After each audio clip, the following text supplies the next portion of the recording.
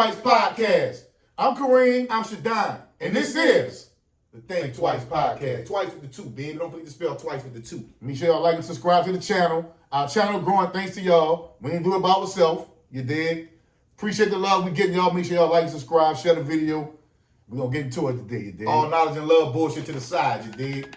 Today, go ahead. We're going to talk about how our transition came from, being from the projects to going to the Marines. being United States Marine. What made us want to go to the Marines? Why we want to be Marines and things of that nature, you know what I'm saying, as a child. Right. Now, we were fortunate enough to have our father till we were 10 years old in our life. Right. Constantly, consistently.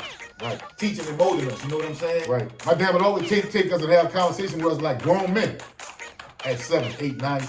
Talking like a grown man, teaching me about the world, about life and things like that. Yeah. So nationalism, you know what I'm saying? We were getting instilled in that at an early age. Love ourselves and love our people. He would teach us about Marcus Garvey and Malcolm X and, people that was influential, like Fred Hampton and people who were influential when going back in our communities. Right. Who come from that element. Right.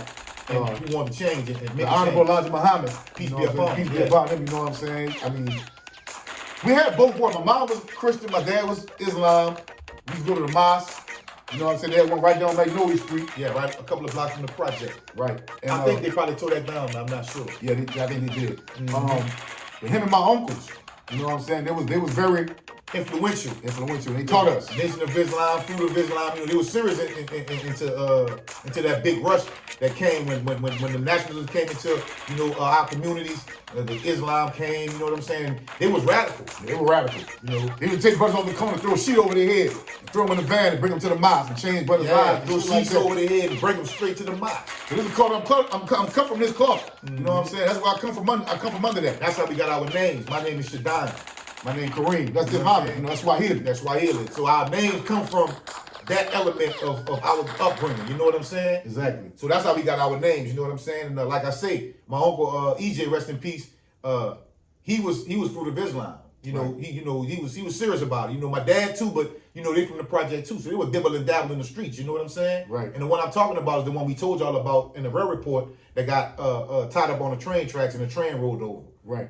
Guys tied him up and put him over the railroad tracks. Right. We couldn't even have open casket. But him and my dad and my uncle, they used to rob banks. You know what I'm saying? They used to do bank robberies too. And the boy wound up shooting to Detroit. And Pontiac, in between Detroit and Pontiac. Yeah, you know what I'm saying? And I got cousins up there. First cousins, you know what I'm saying? Mike, you know what I'm saying? Kevin, and Teddy. Looked at them. Yeah, looked at them. And they got children. I never met them. That's my people. But, Detroit in the building. Maybe got family. We go Detroit, Pontiac, Grand Rapids, all that, Saginaw, Flint. You coming up there, man. You fucking with that. I got people up there. I got family up there. First cousins with my blood. I love y'all. We coming up there, man. See about y'all. Right. You know what I'm saying? So my dad was a Marine. You know what I'm saying? And like he said, we looked up to him. Mm-hmm. So he would tell us little war stories and shit about him being in Vietnam, sleeping in mud and war stories. Shit. Like when the Vietnam would ambush him, how they would get out of certain situations, and he would show us his uniforms and tell us about people he met. Right. So that was exciting to us. Right. And everybody know if your daddy was that dude, everybody wanted to be like their dad. If he was in your life, you wanted to be like your dad coming up. Right. So out of high school, boom. We jumped on the plane and went to San Diego. Our first time leaving the South. Yeah. We had been to like Fontainebleau and Mississippi and little here and there. Houston here and there. But we had never went to out the South. Yeah. You know what I'm saying? So we get to California. It's at nighttime. And they bring you mostly at nighttime because that's part of the psychological who bring you? The Marine Corps. Okay. When we got to San Diego, when we left and went to the Marine Corps, they bring you at night. It's part of the psychological conditioning because they want you to be kind of scared, and it's really a chaotic situation when they get you there because the moment you step foot on that bus at the airport, they're in your ear. Woo. And then you have to go through sleep deprivation. You ain't going to sleep for the first 48 hours. You is not going to sleep. I think it's more than that. You know what I'm saying? Could be longer than that. Yeah, I know at least 48 hours, you're going to be up. I was going to sleep on my feet. I was so fucking, I ain't never been that tired in my life. Yeah. But that experience, you know what I'm saying, it was a hell of an experience. I think anybody, you want to test your mental fortitude and your physical strength, you go to Marine Corps boot camp.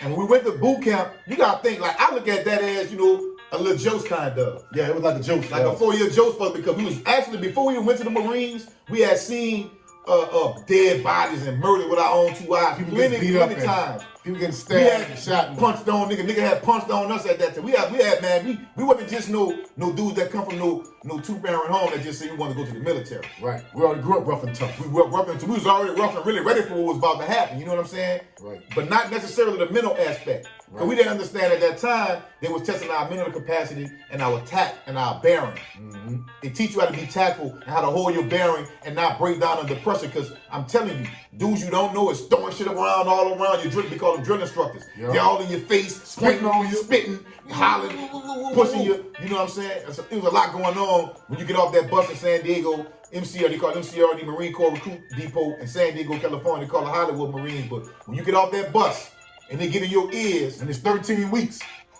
Everybody else boot camp like a month, 2 months. Marine Corps boot camp at this time was 3 months. it was the hardest one.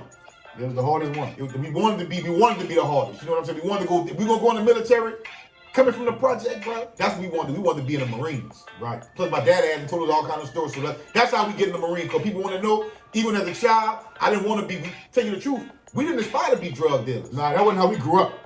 You know what I'm saying? We didn't aspire. I didn't want to be nothing but in the Marines.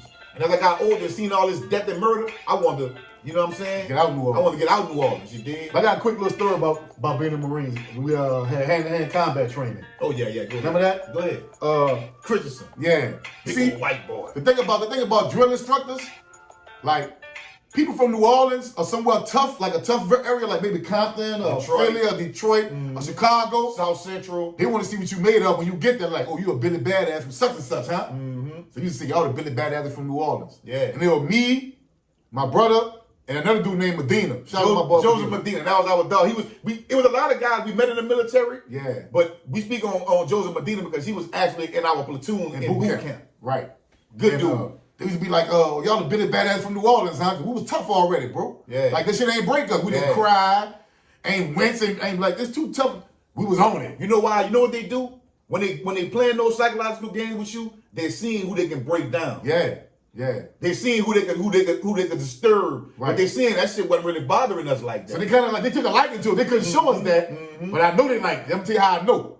So one day we doing hand-to-hand, we always did hand-to-hand combat training. Teach you how to kill a man with your bare hands. Yeah. In the Marine Corps. How to shoot straight, Yeah. how to aim, All that. how to deal with certain situations. So this particular day, we doing boxing, hand-to-hand combat. So they put us in a little area where they had like tarp. But they only like a 4 feet this way, 4 feet this way, 4 feet behind you. You can walk in there, right? And this is what they do. They tell you to get on defense first. You dig? You be on defense first. He's punching you. You gotta take what he dishing out. Then you get a chance to punch on him. You gotta take what you putting out, right? So this particular day, this big old white dude named Christensen. I remember him. You got from Never Nebraska liked or him. South Never Dakota or something. A lot of white dudes didn't like the black dudes in our platoon. You did, because we was tough. Yeah, he was tough. And they ain't expect it. I was little, probably about 130 pounds at the time. Something like that. I wasn't even over like 150 or some shit like that. But what they fail to realize is I'd already been punched on niggas, and jumped niggas, All kind of shit. stabbed, all type of shit. See, we got a saying where we from, especially in our time, right? You don't have to win every fight, but you got to fight every time. Right. So we was very, very accustomed to fighting all the time. That wasn't nothing to me. That wasn't nothing. So when it was time to go to the ring, I see my DIs being messy. They went over there by Christensen, the big old white dude, and said, "Hey, go pick my turn. Pick my turn, won't you whoop his ass? Go whoop the turn ass." He looked at him, he's like, "Okay." So they asked you, if any recruit want to pick anybody who want to fight, get some steam on with. That boy said, "My turn, I pick my turn. I pick my turn." I was like, "Ooh, shit." I ain't gonna lie, though. I was scared. That was big. But I was like, "Shit. All right, let's get in there and see what they do." I'm about to fight this. I'm about to punch this big Punch this bitch down. Yeah. Man, we getting that little talk, like I told y'all, 4x4. We getting that talk, and they put you on defense first, and they get to punch you. If he get to get on defense and I punch him, Right. when he would hit me, he would punch the fuck I out want of to me. say, I'm kind of mad I missed it. I had to go to dinner that day. Yeah, he was at dinner. And like when you're in boot camp, you don't make no appointments. They send you when they want to see you. So this particular day, I was going to dinner. Right. That's all right, I represent it. Yeah, I heard. I'm gonna tell you what happened when I got back to the squad. Yeah. So, like I said, when he would hit me against the top, he was throwing them bitches heavy. And after that, they said, "Look, y'all dropping the good with what y'all knew. Well, see when they said that? Because at first they started off with you toe-to-toe with them. Yeah, they say you put you toe-to-toe with them. After that, they said, y'all good with y'all know, man. I dropped my set. I was still sidestepping that boy, hitting that boy, boom, boom, boom, boom, boom, boom. I gave it to him. I bust him up, bust him all his nose, bust his mouth, and I just one of his teeth loose and everything. Like I said, I already knew how to fight. The Marine Corps didn't teach me how to fight. Right. They talk about a killer man with a canteen and different little tactics and boot shit. into his nose and break his neck and shit. They told me that, but as far as this street fight, I already had that down pat. Yeah, we have been fighting already for a long time, man. Man, look, the ambulance came for that boy. I ain't saying he was like, but that's the military protocol. Mm-hmm. If he bleed, he gotta go to the ambulance. I see my DIs on the side, they all in the huddle laughing their ass off. See, that kind of made him respect. It was Jones, Whittington, Hinch was the senior. Yeah, and Winch. And Stevenson. Stevenson. So they were laughing. They were laughing on the side like, they were laughing at me. me. See, you gotta go back to when we first got the boot camp. When they seen twins coming into their platoon. Oh, man, they lit up, man. Oh, my God. Hey, man. Anybody ever been in the service before? If you've been in the service, any kind of military branch, whether it be Army, Navy, Marines, imagine your drill instructor or your drill sergeant seeing twins coming in platoon. That was wild. Their eyes lit up. They were like, ooh. Yeah. Every time I got in trouble, he had to pay for it. Twins. Every time he got in trouble, I had to pay for it. Get on my quarter deck. But to tell me what the quarter deck is. The quarter deck. That's where they punish you. Yeah, that's what they punish you. But they'll make you do run. Run in place. Push. Leg lifts. Jumping jacks.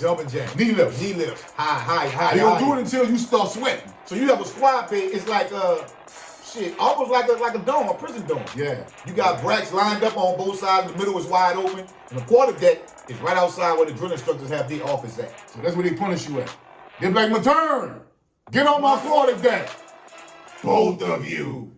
Every time. I used to be like, fuck, like something he'll do. I gotta go work for something he done did, and he gotta work for something I done did. And you can't say, man, I ain't even do it. They ain't trying to hear that. You can't say that. It did. So I grew up, we grew up aspiring to want to be something like, man, this society give you a reality check. You know what I'm saying? Well, like I say, we looked at the Marine kind of like a joke because, we was gone. Yeah, it was gone. For 4 years. But I'm going to say this, by the time we got to boot camp, and by the time we got out of boot camp, my mama had moved back to New Orleans. She was staying in the Magnolia again. And my grandmother always stayed on Tower Down. She never moved. And my brother's grandmother stayed on Magnolia Street. So we always come home all the time. Mm-hmm. Every time I came home, my oldest brother grandmother stayed at.